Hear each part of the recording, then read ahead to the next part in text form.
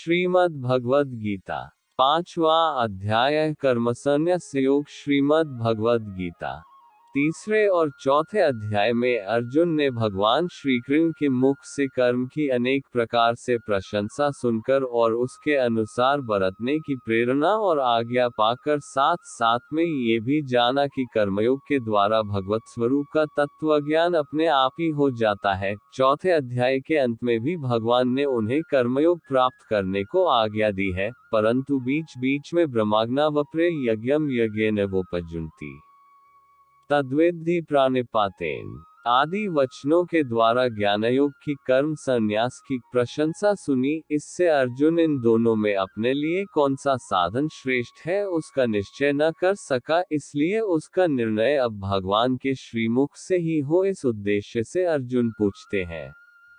5th chapter of Shrimad Bhagavat Gita इन हिंदी। अथ पंचमोऽध्याय। अर्जुन उवाच संन्यासं कर्मणा कृष्ण पुनर्योग च शंससि यच्छ्रेय एत्योरेकं तन्मे ब्रूहि सुनिश्चितम्। 1। अर्जुन बोले, हे कृष्ण, आप कर्मों के संन्यास की और फिर कर्मयोग की प्रशंसा करते हैं, इसलिए इन दोनों साधनों में से जो एक मेरे लिए भली भांति निश्चित कल्याणकारक साधन हो, उसको कहिए। 1। श्री भगवान उवाच संन्यासः कर्मयोगश्च निःश्रेयसिकरावुभौ तयोस्तु कर्मसन्न्यासात् कर्मयोगो विशिष्यते। 2। श्री भगवान बोले, कर्मसन्यास और कर्मयोग ये दोनों ही परम कल्याण के करने वाले हैं, परंतु उन दोनों में भी कर्मसन्यास से कर्मयोग साधन में सुगम होने से श्रेष्ठ है। 2। ज्ञेयः स नित्यसन्न्यासी यो न द्वेष्टि न कांक्षति निर्द्वंद्वो ही महाबाहो सुख बंधात् प्रमुच्यते। 3।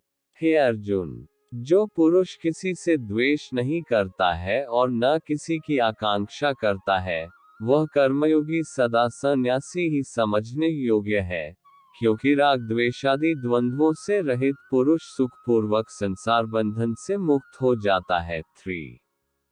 सांख्योगो प्रतिबालाः प्रवदन्ति न पंडिताः एकमप्यस्थितः सम्यगुभयो विन्दते फलम्। 4। उपर्युक्त संन्यास और कर्मयोग को मूर्ख लोग पृथक पृथक फल देने वाले कहते हैं, न कि पंडित जन, क्योंकि दोनों में से एक में भी सम्यक प्रकार से स्थित पुरुष दोनों के फलस्वरूप परमात्मा को प्राप्त होता है। 4।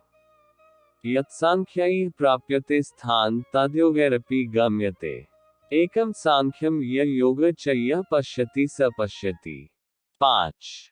ज्ञानयोगियों द्वारा जो परम धाम प्राप्त किया जाता है, कर्मयोगियों द्वारा भी वही प्राप्त किया जाता है, इसलिए जो पुरुष ज्ञानयोग और कर्मयोग को फल रूप में एक देखता है, वही यथार्थ देखता है। 5।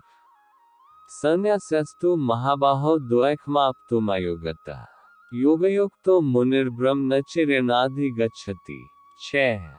परंतु हे अर्जुन, कर्मयोग के बिना होने वाले संन्यास अर्थात मन, इंद्रिय और शरीर द्वारा होने वाले संपूर्ण कर्मों में कर्तापन का त्याग प्राप्त होना कठिन है, और भगवत स्वरूप को मनन करने वाला कर्मयोगी परब्रह्म परमात्मा को शीघ्र ही प्राप्त हो जाता है। 6। योगयुक्तो विशुद्धात्मा विजितात्मा जितेंद्रिय सर्वभूतात्मभूतात्मा कुर्वन्नपि न लिप्यते। 7। जिसका मन अपने वश में है, जो जितेंद्रिय और विशुद्ध अंतःकरण वाला तथा संपूर्ण प्राणियों का आत्मरूप परमात्मा ही जिसका आत्मा है, ऐसा कर्मयोगी कर्म करता हुआ भी लिप्त नहीं होता। 7। नैव किंचित करोमीति युक्तो मन्येत तत्त्ववित् प्रश्नशिन्वन् स्पृशन्जिघृन्नश्नं गच्छन् स्वप्नश्वसन्। 8। प्रलयपन्विसृजन् गृहानन्नन्मिष्णमिष्णपि इंद्रियाणीन्द्रियार्थेषु वर्तन्त इति धारयन्। 9। तत्व को जानने वाला सांख्य योगी तो देखता हुआ, सुनता हुआ, स्पर्श करता हुआ, सूंघता हुआ, भोजन करता हुआ, गमन करता हुआ, सोता हुआ, श्वास लेता हुआ, बोलता हुआ, त्यागता हुआ, ग्रहण करता हुआ तथा आंखों को खोलता और मूंदता हुआ भी, सब इंद्रियां अपने अपने अर्थों में बरत रही हैं, इस प्रकार समझकर निस्संदेह ऐसा माने कि मैं कुछ भी नहीं करता हूँ। ब्रह्मण्याधाय कर्माणि संगः त्यक्त्वा करोति यः लिप्यते न स पापेन पद्मपत्रमिवाम्भसा। 10। जो पुरुष सब कर्मों को परमात्मा में अर्पण करके और आसक्ति को त्याग कर कर्म करता है, वह पुरुष जल से कमल के पत्ते की भांति पाप से लिप्त नहीं होता। 10। कायेन मनसा बुद्धया कैवलैरिन्द्रियैरपि योगिनः कर्म कुर्वन्ति संगः त्यक्त्वा शुद्धये। 11। कर्मयोगी ममत्व बुद्धिरहित केवल इंद्रिय, मन, बुद्धि और शरीर द्वारा भी आसक्ति को त्याग कर अंतःकरण की शुद्धि के लिए कर्म करते हैं। 11। युक्तः कर्मफलं त्यक्त्वा शान्तिमाप्नोति नैष्ठिकीम् अयुक्तः कामकारेण फले सक्तो निबध्यते। 12। कर्मयोगी कर्मों के फल का त्याग करके भगवत प्राप्ति रूप शांति को प्राप्त होता है और सकाम पुरुष कामना की प्रेरणा से फल में आसक्त होकर बंधता है। श्रीमद् भागवत गीता। श्रीमद् भगवद गीता। सर्वकर्माणि मनसा सन्न्यस्यास्ते सुखवशी नवद्वारे पुरे देहि नैव कुर्वन् कारयन्। 13। अंतःकरण जिसके वश में है ऐसा सांख्य योग का आचरण करने वाला पुरुष न करता हुआ और न करवाता हुआ ही नवद्वारों वाले शरीर रूपी घर में सब कर्मों का मन से त्याग कर आनंद पूर्वक सच्चिदानंद घन परमात्मा के स्वरूप में स्थित रहता है। 13। न कर्तृत्वं न कर्माणि लोकस्य सृजति प्रभुः न कर्मफल संयोग स्वभावस्तु प्रवर्ते। 14। परमेश्वर मनुष्यों के न तो कर्तापन की, न कर्मों की और न कर्मफल के संयोग की रचना करते हैं, किंतु स्वभाव ही बरत रहा है। 14। नादते कस्यचित् पापं न चैव सुकृत विभुः अज्ञानेनावृतं ज्ञान तेन मुह्यन्ति जन्तवः। 15। सर्वव्यापी परमेश्वर भी न किसी के पाप कर्म को और न किसी के शुभ कर्म को ही ग्रहण करता है, किंतु अज्ञान के द्वारा ज्ञान ढका हुआ है, उसी से सब अज्ञानी मनुष्य मोहित हो रहे हैं। 15। ज्ञानेन तु तदज्ञान येषा नाशितमात्मनः तेषामादित्यवज्ज्ञान प्रकाशयति तत्परम्। 16। परंतु जिनका वह अज्ञान परमात्मा के तत्वज्ञान द्वारा नष्ट कर दिया गया है, उनका वह ज्ञान सूर्य के सदृश उस सच्चिदानंदघन परमात्मा को प्रकाशित कर देता है। 16। तद बुद्धयस्तदात्मानस्तन्निष्ठास्तत्प्रायणाः गच्छन्त्य पुनरावृत्तिं ज्ञाननिर्धूतकल्मषाः। 17।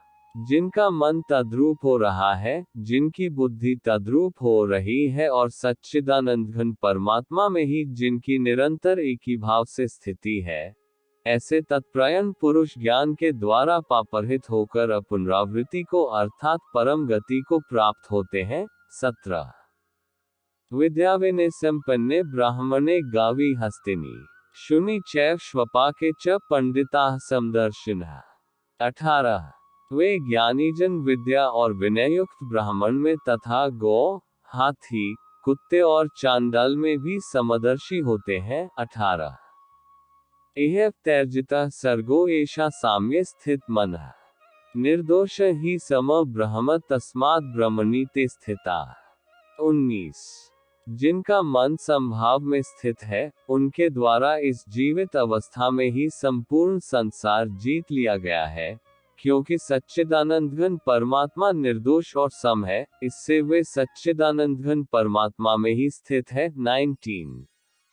न प्रहृष्येत् प्रियं प्राप्य नोद्विजेत् प्राप्य चाप्रियम् स्थिरबुद्धिर्मुमुः ब्रह्मविद् ब्रह्मणि स्थितः। 20। जो पुरुष प्रिय को प्राप्त होकर हर्षित नहीं हो और अप्रिय को प्राप्त होकर उद्विग्न न हो, वह स्थिर बुद्धि, संशय रहित, ब्रह्मवेत्ता पुरुष सच्चिदानंद घन परब्रह्म परमात्मा में एक ही भाव से नित्य स्थित है। 20। बाह्यस्पर्शेष्वसक्तात्मा विन्दत्यात्मनि यत् सुखम् स ब्रह्मयोगयुक्तात्मा सुखमक्षयमिश्नुते। 21। बाहर के विषयों में आसक्ति रहित अंतःकरण वाला साधक आत्मा में स्थित जो ध्यान जनित सात्विक आनंद है, उसको प्राप्त होता है, तदनंतर वह सच्चिदानंद घन परब्रह्म परमात्मा के ध्यानरूप योग में अभिन्न भाव से स्थित पुरुष अक्षय आनंद का अनुभव करता है। 21 ये ही संस्पर्शजा भोगा दुःख्यो न अवते आद्यंतवंतः कौन्तेय न तेषु रमते बुधा।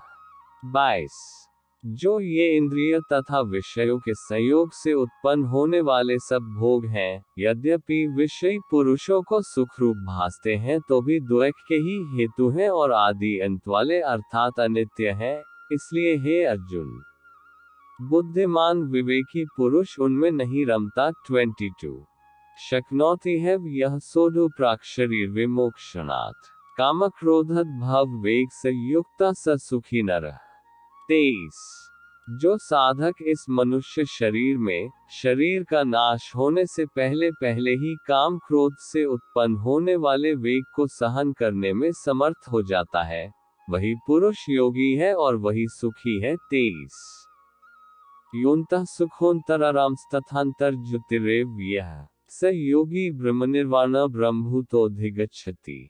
24 जो पुरुष अंतरात्मा में ही सुख वाला है, आत्मा में ही रमण करने वाला है तथा जो आत्मा में ही ज्ञान वाला है, वह सच्चिदानंद घन परब्रह्म परमात्मा के साथ एक ही भाव को प्राप्त सांख्योगी शांत ब्रह्म को प्राप्त होता है। 24 लभन्ते ब्रह्मनिर्वाण मृषयः क्षीणकल्मषाः छिन्नद्वैधा यतात्मानः सर्वभूतहिते रताः। 25 जिनके सब पाप नष्ट हो गए हैं, जिनके सब संशय ज्ञान के द्वारा निवृत्त हो गए हैं, जो संपूर्ण प्राणियों के हित में रत हैं और जिनका जीता हुआ मन निश्चल भाव से परमात्मा में स्थित है, वे ब्रह्मवेता पुरुष शांत ब्रह्म को प्राप्त होते हैं। 25 कामक्रोधयुक्ताना यतिना यच्चेतसाम अभेतो ब्रह्मनिर्वाण वर्तते विदितात्मनाम। 26 काम क्रोध से रहित जीते हुए चित्त वाले परब्रह्म परमात्मा का साक्षात्कार किए हुए ज्ञानी पुरुषों के लिए सब ओर से शांत परब्रह्म परमात्मा ही परिपूर्ण है। 26 स्पर्शान कृत्वा बहिर्बाह्यांश चक्षुश्चैवान्तरे भ्रुवः प्राणापानो समो कृत्वा नासाभ्यन्तरचारिणो। 27 यतेन्द्रिय मनो बुद्धिर्मुनिर्मोक्ष प्रायणः विक्तेच्छा भय क्रोधो यह सदा मुक्त एव सः। 28 बाहर के विषय भोगों को न चिंतन करता हुआ बाहर ही निकालकर और नेत्रों की दृष्टि को भृकुटी के बीच में स्थित करके तथा नासिका में विचरने वाले प्राण और अपान वायु को सम करके, जिसकी इंद्रियां, मन और बुद्धि जीती हुई हैं, ऐसा जो मोक्षप्रयण मुनि इच्छा, भय और क्रोध से रहित हो गया है, वो सदा मुक्ति है। 27 28 भोक्तार यज्ञ तपसा सर्वलोक महेश्वरम सुहृदम सर्वभूताना ज्ञात्वा मा शांतिम रक्षति। 29 मेरा भक्त मुझको सब यज्ञ और तपों का भोगने वाला, संपूर्ण लोकों के ईश्वरों का भी ईश्वर तथा संपूर्ण भूत प्राणियों का सुहृद अर्थात स्वार्थरहित दयालु और प्रेमी, ऐसा तत्व से जानकर शांति को प्राप्त होता है। 29 ओम तत्सदिति श्रीमद् भागवत गीता उपनिषत्सु ब्रह्मविद्यायां योग शास्त्रे श्रीकृष्णार्जुन संवादे कर्म संन्यास योगो नाम पंचमोऽध्यायः। 5 इस प्रकार उपनिषद, ब्रह्मविद्या तथा योग शास्त्र रूप श्रीमद् भगवद गीता के श्री कृष्ण अर्जुन संवाद में कर्म संन्यास योग नामक 5वां अध्याय संपूर्ण हुआ। ओम।